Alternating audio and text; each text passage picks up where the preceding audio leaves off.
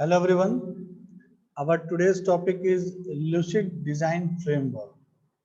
Basically, Lucid is a logical user-centered interaction design जिसमें हम किसी भी इंटरफेस की डिजाइनिंग लॉजिकल वे में और यूजर को as a central manager treat करते हुए किसी भी इंटरफेस को हम डिजाइन करते हैं। तो जब भी हम किसी इंटरफेस को लॉजिकली और यूजर को एज अ सेंटर्ड ऑब्जेक्ट की तरह ट्रीट करके इंटरफेस को डिजाइन करते हैं बाय यूजिंग अ फ्रेमवर्क, तो उसको हम बोलते हैं lucid design framework. Basically, it has involved into a framework to manage the process of designing an interface in a way which can, if not guarantee, at least encourage software usability.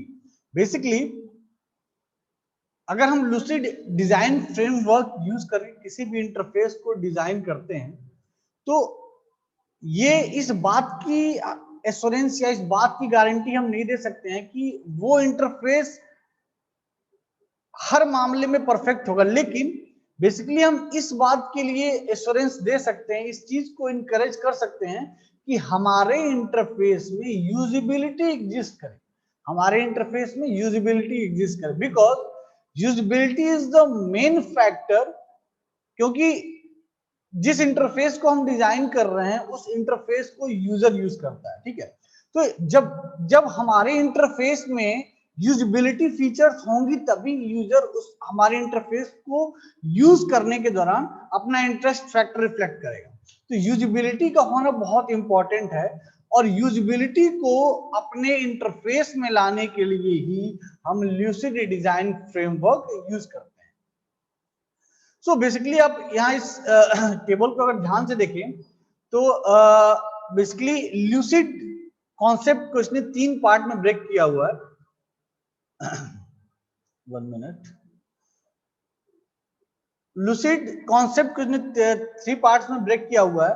पहला है logical, दूसरा है user centred, तीसरा है interaction design. Means जिस भी चीज के लिए हम इंटरफेस डिजाइन करने जा रहे हैं सबसे पहले हम क्या करेंगे, उस डिजाइनिंग का एक लॉजिकल अप्रोच रेडी करेंगे, ठीक है। जब उस डिजाइन का एक लॉजिकल अप्रोच प्रिपेयर्ड हो जाएगा उसके बाद उसी लॉजिकल अप्रोच को यूज करते हुए और यूजर को as a central manager treat करते हुए हम फाइनली अपने उस इंटरफेस के प्रोटोटाइप को प्रिपेयर करेंगे और आफ्टर दैट हम उसको इंप्लीमेंट करेंगे। तो जो लूसिड का कॉन्सेप्ट है बेसिकली वो logical based, user centred based होता है, जिसके थ्रू हम एक इंटरैक्टिव डिजाइन प्रिपेयर करते हैं फॉर इंटरेक्शन पर्पस।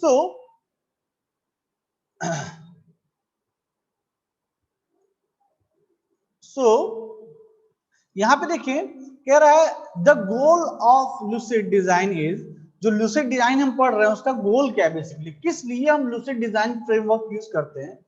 तो the goal is to provide user interface designers with a framework within which to apply best practices। means हम यूजर इंटरफेस डिजाइनर्स जो उस फ्रेमवर्क में परफेक्ट होते हैं डिजाइनिंग करने के लिए, ठीक है, हम एक ऐसी टीम रेडी करते हैं, ठीक है, to allow for seamless integration of design and usability activities with software development methodology to support a user-centered approach to interface design to enhance the usability of the finished software। Overall अगर कम शब्दों में समझने की कोशिश करें तो basically जो lucid design framework है ये एक तरह से आप ये समझ लीजिए कि जैसे SDLC का प्रोसेस होता है, सॉफ्टवेयर डिजाइनिंग लाइफ साइकिल का एक प्रोसेस होता है, वैसे ही लूसिड का एक प्रोसेस होता है जिसमें हम किसी भी इंटरफेस को डिजाइन करके, उसका प्रोटोटाइप प्रिपेयर करके उसको इम्प्लीमेंट करते हैं, तो उस इंटरफेस की डिजाइनिंग, उसकी प्रोटोटाइपिंग और उसके इम्प्लीमेंटेशन से पहले हम उसके लिए स्पेसिफिकेशंस भी करते हैं। तो ओवरऑल कहने का मतलब ये है कि एक तरह से इंटरफेस डेवलपमेंट का पार्ट है, ठीक है। जो लूसिड डिजाइन में हम जो भी इंटरफेस डिजाइन करते हैं, एक तरह से वो एसडीएलसी की तरह ट्रीट होगा यहाँ पे। तो यहाँ पे जो तीन मेन फैक्टर्स हैं, logical, user centred and interaction design. Basically अगर लॉजिकल वाले फैक्टर पे अगर फोकस करें तो यहाँ देखिए कह रहा है the design process builds on a strong conceptual model. Means पहले आपको क्या करना है, आपको कॉन्सेप्चुअल मॉडल प्रिपेयर करना है जिसके थ्रू आप अपने गोल को अचीव कर सके, ठीक है। Iterative review and refinement includes user feedback at all critical stages. आपने एक कॉन्सेप्चुअल मॉडल बना लिया, लेकिन उस कॉन्सेप्चुअल मॉडल को क्या करना है, आपको रिफाइन करना है। मे भी हो सकता है कुछ चीज गलतियां रह गई हमारे लॉजिक्स में, हम यूजर के पॉइंट ऑफ व्यू से चीजों को सही तरह से कॉन्सेप्चुअलाइज ना कर पाए हो, तो टाइम टू टाइम फीडबैक लेके अपने उस जो कॉन्सेप्चुअल अप्रोच हमने बनाया, जो लॉजिक बनाया हमने डिजाइनिंग के लिए, उसको हम रिफाइन करेंगे ताकि उसमें और भी ज्यादा एक्यूरेसी आ सके। Successive prototypes and team reviews allow opportunities for technical review and ensure viability of the design. एक तरह से हम यहाँ पे रिव्यू करेंगे कि क्या जो हमने लॉजिकल अप्रोच दिया है, जो कॉन्सेप्चुअल मॉडल बनाया है डिजाइनिंग के लिए, क्या वो हर स्तर से सही है या नहीं। तो फर्स्ट स्टेज में हमने एक लॉजिकल अप्रोच दिया, ठीक है, कि इस लॉजिकल अप्रोच को फॉलो करते हुए हम एक ऐसा डिजाइन प्रपोज कर सकते हैं, एक ऐसा डिजाइन बना सकते हैं। तो अभी जो मैंने लॉजिकल अप्रोच दिया, वो लॉजिकल अप्रोच उस यूजर पे फिट बैठता है या नहीं जो उस इंटरफेस को यूज करेगा। तो हमारा नेक्स्ट स्टेप क्या होता है, यूजर सेंटर्ड, ठीक है। इसमें क्या करते हैं, software is designed in the context of the overall task and workflow including both manual and computerized activities। अब हम यूजर को as a central body, central entity की तरह ट्रीट करते हुए अपने इस लॉजिकल कॉन्सेप्ट को प्रॉपरली चेक करेंगे। Design is based on user activities and employs the users language and context. तो बेसिकली जो हमने लॉजिकल अप्रोच दिया, ये हमने वो इंटरफेस बनाने के लिए दिया जो यूजर यूज करे। तो हम ये भी चेक करेंगे कि क्या हमारे उस लॉजिकल अप्रोच में जो लैंग्वेजेस या जो कंटेक्स्ट या जो ग्राफिक्स हम यूज कर रहे हैं, क्या वो यूजर इजीली अंडरस्टैंड कर सकता है।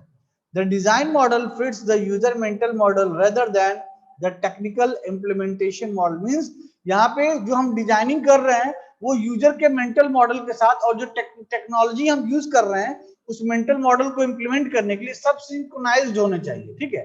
तो ओवरऑल कहने का मतलब ये है, तो जो हम लूसिड पढ़ रहे हैं, ये लूसिड बेसिकली, इस लूसिड का जो एल है वो क्या है, logical, U means user, C means centred, I means interaction and D means design. तो इस लूसिड वर्ड को किस तरह से देखिए क्लासिफाई किया गया है, logical, user centred, interaction, design. Means आप जो इंटरेक्शन डिजाइन बनाने जा रहे हैं, उस इंटरेक्शन डिजाइन के लिए पहले आपको एक लॉजिकल मॉडल देना होगा, और उस लॉजिकल मॉडल को इंप्लीमेंट करते समय, बनाते समय, बनाने के बाद आपको यूजर को as a central body treat करते हुए अपने डिजाइन को क्या करना है, इंप्लीमेंट करना है।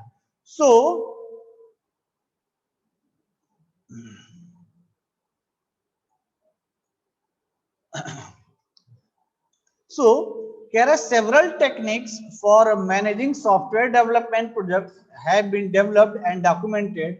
While these techniques have helped large software development projects meet time, budget, and quality goals, they do not directly address usability issues because most systems being developed today or interactive software development methodology must be expanded to include the design of the user's interface. So अब देखिए यहाँ पे main factor क्या है, the lucid framework was developed to fill this need। यानी जो problems हम face कर रहे थे यहाँ पे, उस प्रॉब्लम को रिजॉल्व करने के लिए हम लुसिड फ्रेमवर्क यूज कर रहे हैं for implementing the design. So it is a methodology for designing the interactional components or front end of a software product. The Lucid framework can be integrated with our software engineering methodologies or for small product development efforts. यहाँ देखिए कह रहा है software engineering methodology. मैंने starting में बताया ये जो लुसिड फ्रेमवर्क है इसको आप एक तरह से एसडीएलसी की तरह ट्रीट कर सकते हैं. ठीक है, it's not exactly SDLC but approximately it is SDLC for implementing the interface, for implementing the design which is used by the end user.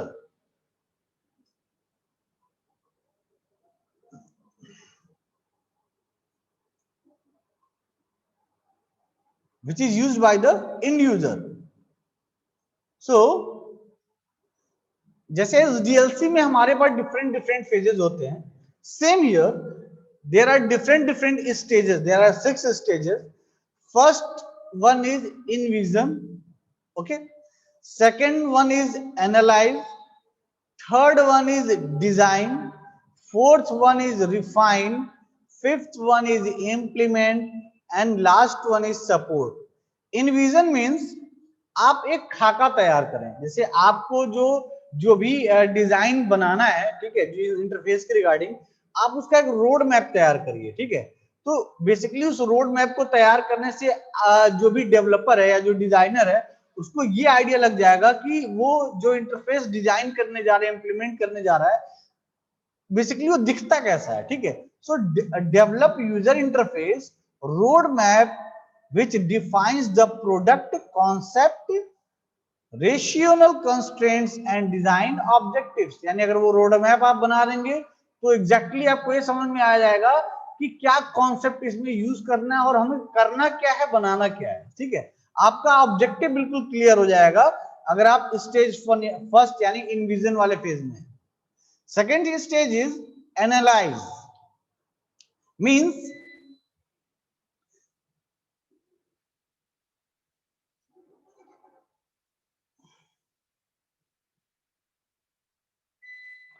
second one is analyze. Means analyze the user needs and develop requirement. It means second one is requirement analysis phase. You just compare it as SRS phase of SDLC. Okay, तो जो second phase है इसका analyze वो एक तरह से requirement analysis का phase है. ठीक है, यानी अब इस सेकंड स्टेज में क्या कर रहे हैं, सारी रिक्वायरमेंट को कलेक्ट कर रहे हैं. लेकिन उस रिक्वायरमेंट को कलेक्ट करने से पहले हम क्या कर रहे हैं, अपने इंटरफेस का एक रोड मैप तैयार कर रहे हैं. ठीक है, ताकि हमारा ऑब्जेक्टिव क्लियर हो सके. क्योंकि जब तक ऑब्जेक्टिव क्लियर नहीं होगा हम एग्जैक्टली रिक्वायरमेंट्स को फाइंड आउट नहीं कर पाएंगे. So third one is design. It means आपने इनविजन का फेज कंप्लीट कर लिया, एनालाइज का फेज कंप्लीट कर लिया, then third one is design. यानी आपके पास सारी की सारी स्पेसिफिकेशंस क्लियर हैं, ऑब्जेक्टिव्स क्लियर हैं, आपके पास रिक्वायरमेंट स्पेसिफिकेशंस हैं. ठीक है, आपने उन स्पेसिफिकेशंस को, अपने ऑब्जेक्टिव को प्रॉपर एनालाइज भी कर लिया है. ठीक है, सो नेक्स्ट स्टेप होगा हमारे डिजाइनिंग का. तो इस डिजाइनिंग में बेसिकली हम एग्जैक्ट उस इंटरफेस को एग्जैक्टली डिजाइन नहीं करेंगे. यहाँ पे बेसिकली हम एक प्रोटोटाइप डिजाइन करेंगे. इट मींस जो हमने रोड मैप तैयार किया है, जो हमने अपने रोड मैप को एनालाइज करने के बाद एक रिक्वायरमेंट को गैदर किया है, उस रिक्वायरमेंट को यूज करते हुए, इन्वेजन यानी रोड मैप को यूज करते हुए जो प्रोटोटाइप मैं तैयार करूंगा, क्या वो प्रोटोटाइप हमारी इंटरफेस को फिट बैठेगा? क्या वो डिजाइन, हमारी डिजाइन जो इंटरफेस डिजाइन बनेगी, क्या उसको फिट बैठेगा, सूटेबल करेगा, सूट करेगा? सो डिजाइनिंग में कह रहा है create a design concept and implement the key screen prototype. तो बेसिकली थर्ड स्टेज में हमें क्या करना है, प्रोटोटाइप बनाना है. पहले वाले स्टेज में हमें देखिए रोड मैप प्रिपेयर करना है. फर्स्ट में रोड मैप प्रिपेयर करना है, सेकंड में हमें रिक्वायरमेंट्स को एनालाइज करना है. ठीक है, रिक्वायरमेंट्स को एनालाइज करना है. थर्ड में हमें प्रोटोटाइप बनाना है. एंड फोर्थ स्टेप जो हमारा वो रिफाइन का मींस आपने जो प्रोटोटाइप बनाया हुआ है हो सकता है उसमें कुछ चीजें छूट गई हों, कुछ कंस्ट्रेंट्स छूट गए हों, ठीक है, और कुछ कंस्ट्रेंट्स को आपने गलत तरह से यूज किया हो। तो आपके प्रोटोटाइप में डिजाइन से रिलेटेड जो भी पिटफॉल्स हैं, उन पिटफॉल्स को रिजॉल्व करने के लिए हम स्टेज 4 यूज करते हैं, इसको हम रिफाइन वाला स्टेज बोल रहे हैं, ठीक है। तो बेसिकली यहां हम क्या करते हैं, इटरेटिवली रिफाइन, हम क्या करते हैं, इसको इटरेटिवली रिफाइन करते हैं। हम बार बार चेक करते हैं, कुछ अगर हमें प्रोटोटाइप में मिस्टेक्स लगती हैं तो हम क्या करते हैं, उनको रिफाइन करते हैं। Fifth one is implement, support implementation of the product kind, making late stage design changes where required, develop user support component। means implementation phase is मतलब आपने रोड मैप प्रिपेयर कर लिया और उस रोड मैप को use करते हुए जो जो आपने रिक्वायरमेंट गैदर किया था उसको आपने प्रॉपर एनालाइज कर लिया, जो थोड़ी बहुत खामियां थी उसको इस एनालिसिस स्टेज में दूर कर लिया आपने। देन आपने क्या किया, इस फर्स्ट स्टेज और सेकंड स्टेज से जो भी आपको आउटकम मिला उसको आपने यूज करके प्रोटोटाइप प्रिपेयर किया स्टेज 3 में। स्टेज 4 में आपके प्रोटोटाइप में भी हो सकता है कोई फॉल्ट्स हो, आपने फिर आप क्या करेंगे, उस फॉल्ट्स को रिजॉल्व करके एक नया प्रोटोटाइप प्रिपेयर करेंगे, रिफाइन करेंगे उसे। फिफ्थ स्टेज में आप क्या करते हैं, उसको इंप्लीमेंट करते हैं। मींस अब हम यहाँ पे एग्जैक्टली फ्रेमवर्क को यूज करते हुए, लिसिट फ्रेमवर्क को यूज करते हुए कोडिंग पार्ट को यहाँ पे एग्जीक्यूट करेंगे और प्रॉपर उस डिजाइन को इंप्लीमेंट करेंगे। And last stage is support. In this stage provide roll out support as the product is deployed and gather data for next version. Means हमने अपने डिजाइन को इंप्लीमेंट कर दिया, मार्केट में लॉन्च कर दिया, अब हम क्या करेंगे, उसको सपोर्ट प्रोवाइड करेंगे और उसमें जो भी कमियां नजर आएंगी समय के साथ, हम उन कमियों को अपने नेक्स्ट वर्जन में क्या करेंगे, उसको अपडेट करेंगे, ठीक है।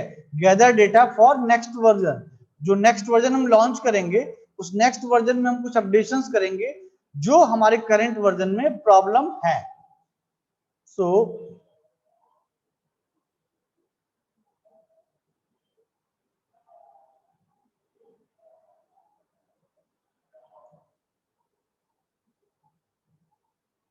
अभी ये जो मैंने 6 स्टेजेस आपको बताए हैं ये बिल्कुल एब्रिवेटेड फॉर्म था, ठीक है। इन्हीं 6 स्टेजेस का ब्रीफ वर्जन मैंने यहाँ मेंशन किया हुआ है। इस ब्रीफ वर्जन में अगर ल्यूसिड स्टेज 1 की बात करें जिसको हम इनविजन कहते हैं, तो इस इनविजन में देखिए 5 चीजें हैं टोटल, ठीक है। पहला है हमारा गोल, यानी आप स्टेज 1 में क्या करने जा रहे हैं वो डिफाइन कर दीजिए, ठीक है। प्री रिक्विसाइट्स, यानी स्टेज 1 को करने के लिए आपके पास क्या क्या चीजें होनी चाहिए, मतलब कौन कौन से टास्क आप कंप्लीट कर लेंगे तब जाके आप स्टेज 1 कर पाएंगे। डिसीजंस, क्या क्या किन किन सवालों के जवाब आपको ढूंढने हैं, ठीक है। टास्क, यानी स्टेज 1 में कौन कौन से टास्क परफॉर्म करने हैं आपको। And deliverables, means stage 1 complete करने के बाद फाइनली आपके हाथ में क्या होगा। ल्यूसिड 1 का स्टेज 1 कंप्लीट करने के बाद फाइनली आपके हाथ में क्या होगा। तो जितने भी जो 6 स्टेजेस हैं लिसिड फ्रेमवर्क में, इन 6 स्टेज में आपको इन 5 पॉइंट्स पे फोकस करना है। Goal, prerequisites, decisions, task and deliverable, ठीक है। तो बेसिकली गोल, प्री रिक्विसाइट और डिसीजंस एक तरह से ये समझ लीजिए कि उस स्टेज के एक तरह से इनपुट की तरह ट्रीट होता है, उस स्टेज में क्या एक्शन परफॉर्म करना है उसके लिए एक तरह से इनपुट की तरह ट्रीट होते हैं। तो जो एक्शन बेसिकली परफॉर्म करना होता है वो क्या होता है, टास्क। तो हम बेसिकली टास्क पे यहाँ फोकस करेंगे। तो बेसिकली अगर स्टेज 1 की बात करें तो स्टेज 1 में कौन कौन से टास्क परफॉर्म करते हैं। Create a high concept statement for the product, identify the business objective the product will serve, identify the user population, identify usability goals, identify high level constraints, identify high level functionality, produce screen sketch, create the project plan, create the UI roadmap। तो ये जो यहाँ पे 9 steps हम perform कर रहे हैं, जो 9 टास्क परफॉर्म कर रहे हैं स्टेज 1 में, बेसिकली ये हमारे डिजाइनिंग के लिए एक रोड मैप तैयार हो रहा है। रोड मैप कैसे तैयार हो रहा है, 1.3 वाले टास्क की अगर बात करें, आइडेंटिफाई द यूजर पॉपुलेशन, कौन कौन से कम्युनिटी है जो हमारे इंटरफेस को यूज करेगी, ठीक है, क्या वो वेल एजुकेटेड कम्युनिटी है, क्या वो इलिटरेटेड कम्युनिटी है, तो उस पॉपुलेशन कम्युनिटी को ध्यान में रखते हुए उसको आइडेंटिफाई करेंगे, उसके हिसाब से क्या करेंगे, उसका रोड मैप प्रिपेयर करेंगे। यूजिबिलिटी के लिए गोल, यूजिबिलिटी को डिफाइन करेंगे, ठीक है, high level constraints, high level functionality, इन सभी चीजों को आइडेंटिफाई करेंगे। तो ओवरऑल कहने का मतलब ये है कि हम स्टेज 1 में, ठीक है, स्टेज 1 में बेसिकली जिसको हम इन्विजन कह रहे हैं, इस इन्विजन वाले स्टेप में हम उन सारे बेसिक टास्क को परफॉर्म करते हैं जिसके थ्रू हम अपने डिजाइनिंग का एक रोड मैप प्रिपेयर कर सकें। ऐसी स्टेज 2 जो है वो हमारा एनालाइज का है, तो इसमें भी आपको गोल्स, प्रीरिक्विजिट और डिसीजन दिखेंगे, जो एक तरह से आपके स्टेज 2 के लिए, जो कि एनालाइज वाला फेज है, इसके लिए इनपुट का काम करते हैं, ठीक है। और जो आपको सर्टेन एक्शन परफॉर्म करना होता है वो क्या होता है, टास्क, और जब इन टास्क को आप परफॉर्म करते हैं तो आपके पास एक सर्टेन आउटपुट निकल के आता है स्टेज 2 में, जिसको हम बोलना है डिलीवरेबल्स, ठीक है। तो स्टेज 2 में आपके पास क्या, आपके हाथ में क्या निकल के आता है, the primary deliverable of stage 2 is requirement analysis, यानी ये स्टेज 2 जैसे हम कंप्लीट कर लेंगे, इट मींस हमने अपने रिक्वायरमेंट एनालिसिस को कंप्लीट कर लिया। तो रिक्वायरमेंट एनालिसिस को कंप्लीट करने के लिए क्या क्या करना होगा, टीम प्रिपरेशन करना होगा, segment the user population, create a plan for gathering data, ठीक है, डेटा कलेक्ट करना होगा, gather data, review and organize data, document the workflow, extract functionality and requirements, create the requirements analysis। तो इन सारे task को complete करने के बाद डिलीवरेबल्स में फाइनली आपको जो आउटपुट निकल के आएगा वो क्या आएगा, रिक्वायरमेंट एनालिसिस आपकी कंप्लीट हो चुकी होगी। ऐसी थर्ड स्टेज की बात करें जिसको हम डिजाइनिंग कर रहे हैं, सेम यहाँ भी हमें 5 चीजों को फॉलो करना है, goal, prerequisites and decisions. Goal means stage 3 में हमें करना क्या है, ठीक है, प्रीरिक्विजिट मींस स्टेज 3 को करने से पहले हमारे पास क्या क्या होना चाहिए, डिसीजंस मींस किन किन सवालों के जवाब हमें ढूंढने हैं, ठीक है। तो ये जो गोल, प्रीरिक्विजिट और डिसीजन है, ये स्टेज 3 जिसको हम डिजाइन कर रहे हैं, इस स्टेज 3 के लिए एक इनपुट की तरह ट्रीट होते हैं, ठीक है। लेकिन इस स्टेज 3 में हमें ये सर्टेन टास्क परफॉर्म करने होते हैं, इसमें 9 टास्क हैं। पहला है develop the conceptual model and metaphor, develop and test the design concept, develop a low fidelity prototype, conduct informal usability test, develop a visual design, test the visual design, create the key screen prototype, usability test the key screen prototype, review the UI roadmap, product concept and requirements। तो ये जो सारे steps हैं, इन सभी steps को अगर आप ध्यान से देखें, ये सारे के सारे स्टेप कहीं ना कहीं डिजाइनिंग का एक पहला स्टेप है, यानी प्रोटोटाइपिंग की बात हो रही है इसमें।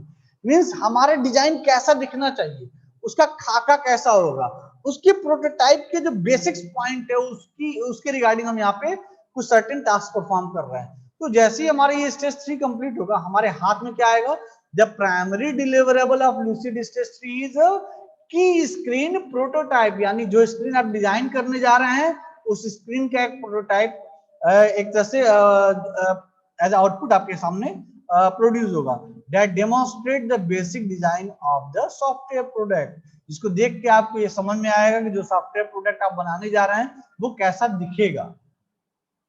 Fourth one is refine. Basically refine मैंने आपको बताया था, जो डिजाइनिंग में जो प्रोटोटाइप बना रहे हैं, मे भी उस प्रोटोटाइप में कुछ मिस्टेक्स हो, तो हम क्या करते हैं, रिफाइनिंग स्टेप्स को फॉलो करते हैं। मींस हम अपने प्रोटोटाइप पे कई बार मैनिपुलेशंस करते हैं, कई बार चेंजेस करते हैं और अपने उस प्रोटोटाइप को और भी अच्छा बनाते हैं और बेहतरीन करते हैं। तो यहाँ पे हमें कुछ सर्टेन टास्क परफॉर्म करने होंगे, जैसे कि complete the design for all functionality, review the evaluation and expanded prototype, create an interface style guide, create formal design specifications. तो जब इस टास्क को आप कंप्लीट कर लेंगे तो डिलीवरेबल्स में फाइनली आपको जो आउटपुट निकल के आएगा वो होगा, the primary deliverables of lucid stage 4 are a working model of the user interface, यानी यूजर के इंटरफेस का जो एग्जैक्टली वर्किंग मॉडल है, style guide and the interface design specification, यानी जो एग्जैक्टली वर्किंग मॉडल होना चाहिए उस वर्किंग मॉडल का फाइनल प्रोटोटाइप आपका स्टेज 4 में बनके आ जाता है। स्टेज 5 में बेसिकली हम इंप्लीमेंटेशन करते हैं, यानी हमारा फाइनल प्रोटोटाइप रेडी हो चुका है, डिजाइन क्या है हमने बना लिया है, अब क्या करना है, डिजाइन को इम्प्लीमेंट करना है। तो डिजाइन को इम्प्लीमेंट करने के लिए हमें क्या करना होता है, कौन कौन से टास्क परफॉर्म करने हैं, manage late stage changes, means हमने जो अपने प्रोटोटाइप में लास्ट चेंजेस किया है, यानी फाइनल प्रोटोटाइप जो हमारा बन के आया है, उस प्रोटोटाइप को हम यूज करेंगे अपने इंप्लीमेंटेशन के लिए। So develop the test user assistance components, design and test the installation program और procedure, test the out of box user experience. Means इस स्टेज 5 को कंप्लीट करने के बाद फाइनली आपके पास जो आउटपुट निकल के आएगा वो होगा the primary deliverables of lucid stage 5 R programming team supported the design of the installation program and the participation in the development of the required user support elements। यानी इट मींस इस 5th वाले phase में हम सिर्फ और सिर्फ development की बात करते हैं, और उस डेवलपमेंट के रिगार्डिंग जो जो हमें टास्क परफॉर्म करने हैं वो टास्क हम परफॉर्म करते हैं। Last one is support. Stage 6 of lucid is support. जैसा कि मैंने आपको बताया था कि फ्यूचर में हमें अपने प्रोडक्ट में जो भी मैनिपुलेशंस करना है, ठीक है, उस मैनिपुलेशंस को हम इस सपोर्ट वाले फेज में एग्जीक्यूट करते हैं। मींस जो भी नया वर्जन हम लॉन्च करेंगे, उस नए वर्जन में पुराने वर्जन में जो जो पिटफॉल्स एग्जिस्ट कर रहे थे, उन पिटफॉल्स को रिमूव करते हुए हम एक नया वर्जन लॉन्च करेंगे। यानी एक तरह से अगर एसडीएलसी से कंपेयर करें तो ये मेंटेनेंस वाला फेज है। एसडीएलसी में से लास्ट फेज मेंटेनेंस का होता है। Same year in lucid framework the 6th stage is treated as the maintenance phase. Okay, so in 6 stages support, ये सपोर्ट में बेसिकली हमें 2 टास्क परफॉर्म करने हैं। क्या, डेवलप अ रिलीज प्लान, ठीक है, जो फाइनली आपने प्रोडक्ट बनाया है उसको मार्केट में लॉन्च करने की प्रॉपर स्ट्रेटेजी आपको बनानी होगी। Evaluate the product and prepared for the next version. Develop release plan, आपने रिलीज कर दिया, अब आप प्रोडक्ट आपका रिलीज हो चुका, आप क्या करिए, इवैल्यूएट करिए। इवैल्यूएट द प्रोडक्ट, अपने प्रोडक्ट को आप इवैल्यूएट करिए, मार्केट में क्या डिमांड है, कैसे यूजर यूज कर रहे हैं, उसको क्या प्रॉब्लम फेस करनी पड़ रही है। After evaluation you need to prepare such document which is used for your next version. Means अब आपका प्रोडक्ट मार्केट में यूज हो रहा है, यूजर्स को यूज कर रहे हैं। अब अगर आपके प्रोडक्ट में कोई भी प्रॉब्लम है तो उस प्रॉब्लम को आप फाइंड आउट करिए, उस फाइंड आउट करके डॉक्यूमेंट प्रिपेयर करिए और उस डॉक्यूमेंट को यूज करिए तब जब आप अपने इस इंटरफेस के रिगार्डिंग एक नया वर्जन लॉन्च कर रहे हैं। आपने देखा होगा इसीलिए सॉफ्टवेयर में कई सारे वर्जन आते रहते हैं, यूजर यूज करते हैं, कुछ प्रॉब्लम्स आती हैं, उन्हीं प्रॉब्लम्स को जब हम रिजॉल्व कर देते हैं तो उसका एक नेक्स्ट वर्जन आ जाता है। तो ये वर्जन का आना एक तरह से एक मेंटेनेंस फेज, यानी सॉफ्टवेयर इंडस्ट्री अपने उस प्रोडक्ट के रिगार्डिंग सपोर्ट प्रोवाइड कर रही है, मेंटेनेंस दे रही है। तो आफ्टर दिस स्टेज 6 हमारे हाथ में क्या होगा, the deliverables for stage 6 are a release plan and assessment of user satisfaction with the product and the list of usability issues that should be addressed in future version. कह रहा है list of usability issue, जो भी आपके software को interface को use करने में प्रॉब्लम्स आ रही हैं, यानी यूजिबिलिटी में जो इशू आ रहा है उस इशू को आप नोट डाउन करिए और अपने नेक्स्ट वर्जन में उसको क्या करिए, एड्रेस करिए, because this is a maintenance phase and it provide support to your interface. So अगर लूसिड फ्रेमवर्क की बात करें तो बेसिकली स्टार्टिंग मैंने आपको बता दिया है कि लूसिड में टोटल 6 स्टेजेस होते हैं और बेसिकली लूसिड का जो फुल फॉर्म ही है वो है L for logical, U for user, C for centred, I for interaction and D for design. So lucid becomes logical user centred interaction design which provide a framework for designing a interface by using these 6 stages. First one is envision, second one is analyze, third one is design, fourth one is refine, fifth one is implement, and sixth one is support, in which stage 3 and stage 4 both stages is used for a prototype. Both stages is used for prototype, यानी इसको एक तरह से stage 3 और 4 को आप कैसे designing का फेज कह सकते हैं, स्टेज 1 एंड स्टेज 2 जो है रिक्वायरमेंट एनालिसिस का फेज है, रिक्वायरमेंट गैदरिंग का फेज है। आपने स्टेज 1 में खाका तैयार किया, रोड मैप तैयार किया, अब उस रोड मैप में क्या बेसिकली आपने जो डेटा कलेक्ट किया तो उसको क्या किया, फिर एनालाइज किया। तो स्टेज 1 और 2 तरह से रिक्वायरमेंट स्पेसिफिकेशन का फेज है। तो सेम हियर एसडीएलसी में भी यही होता है, हम रिक्वायरमेंट को कलेक्ट करते हैं, डिजाइन करते हैं, इंप्लीमेंट करते हैं, फिर मेंटेनेंस देते हैं, ठीक है। सेम यहाँ पे भी है, स्टेज 1 एंड 2 एक तरह से स्पेसिफिकेशंस के लिए यूज हो रहा है, 3 और 4 प्रोटोटाइपिंग के लिए यूज हो रहा है, 5th इंप्लीमेंटेशन के लिए यूज हो रहा है, इंप्लीमेंटेशन एंड टेस्टिंग के लिए यूज हो रहा है, स्टेज 6 जो है हमारा वो मेंटेनेंस एंड सपोर्ट के लिए यूज हो रहा है। तो बेसिकली लूसिड फ्रेमवर्क के थ्रू हम किसी भी इंटरफेस को डिजाइन करते हैं और ये एक तरह से एक एसडीएलसी की तरह ही वर्क करता है, not exactly SDLC but approximately SDLC. Hope so आपको लूसिड डिजाइन फ्रेमवर्क क्लियर होगा। Thank you.